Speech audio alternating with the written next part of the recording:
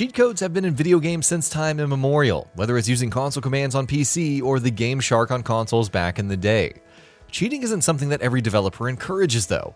While some may wryly poke at you for doing it, others will go a step further to make things miserable. Let's take a look at such methods here. Before we begin, please consider subscribing and enable all notifications by clicking the bell icon. With that out of the way, let's get started. You cheated. Psychonauts.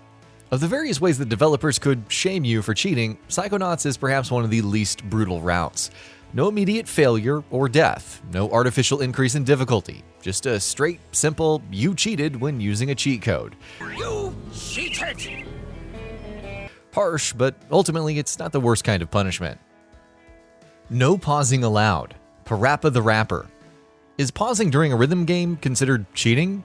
Does Osu become invariably more difficult because you're allowed to stop the action?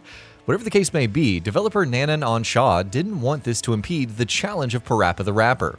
As a result, the start button is actually the give up button. Hit it even once and you have to start the level again. Number of times cheated. Grand Theft Auto 4.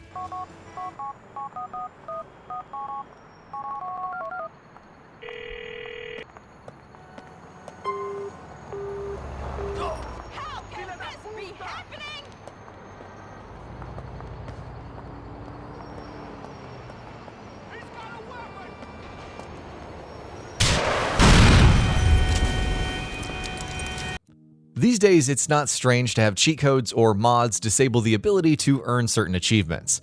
Grand Theft Auto 4 took this a bit further. When entering a cheat code into the game's cell phone, you'd be told that this would prevent some achievements from being earned. This is perfectly fine, except the game also had a stat called, quote, number of times cheated, reminding you of your shame. Dishonored and cheated. Perfect Dark. Cheats were handled oddly in GoldenEye 007 and Perfect Dark. While some could be acquired by completing missions on any difficulty, others required playing on higher difficulties, sometimes even the toughest. If you even enabled a fun cheat in Perfect Dark, like say DK mode, which gave all characters large heads and long arms like Donkey Kong, you wouldn't unlock the next level on completion. On top of this is the mission ending card, which not only says cheated, but marks Joanna's status as dishonored. No autofire. Metal Gear Solid. Finally, just the two of us. How are you feeling? Not bad. Caught a nice nap on this revolving bed of yours. Too bad I was sleeping alone. I'm glad to hear that. This is some bed, all right. I'm about to show you some of its nicer features. Where are my things? Oh, don't worry. They're all there. Washington was taking quite a chance sending you here. Surviving Revolver Ocelot's torture in Metal Gear Solid is a matter of pressing a button fast enough to recover health. To that end, using autofire, a function in custom controllers which continually inputs responses when holding the button down, would be helpful. Unfortunately, Ocelot is onto your schemes. During the sequence, he'll outright tell you to not even think about using autofire, or he'll find out. Sure enough, if you enable the same, then the Restore Life button becomes disabled, and you fail. Don't even think about using autofire, or I'll know.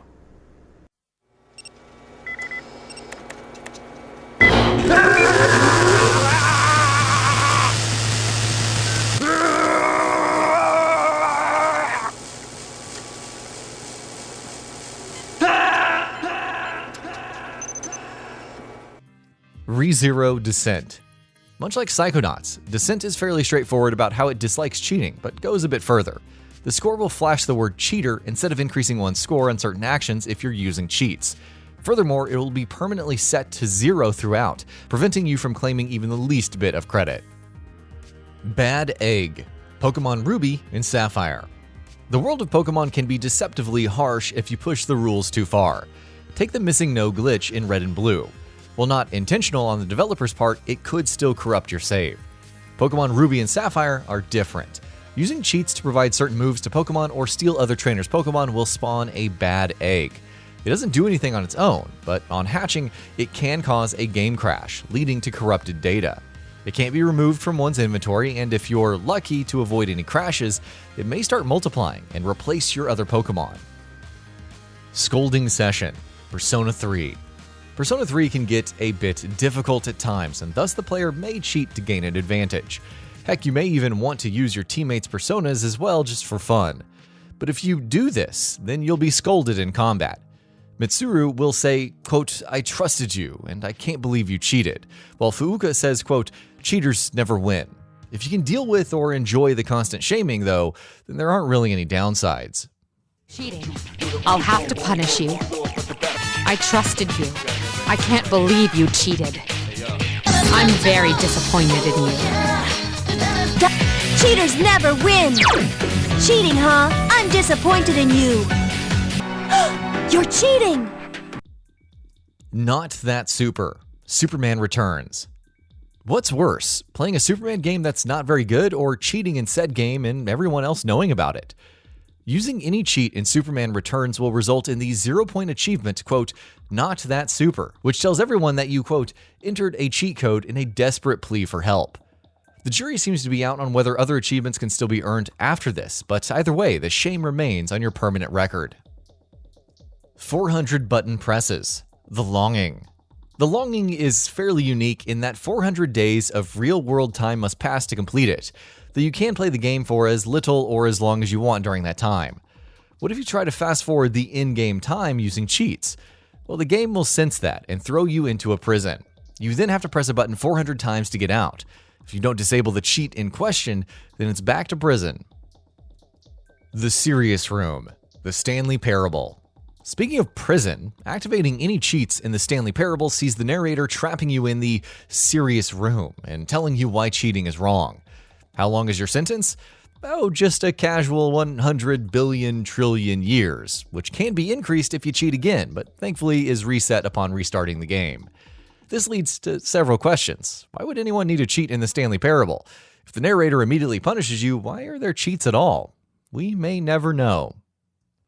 Again, the point of this story is to convey how serious I feel this cheating issue is. And I'm sure you'll agree with me once you've fulfilled your new punishment. Infinity years in the serious room.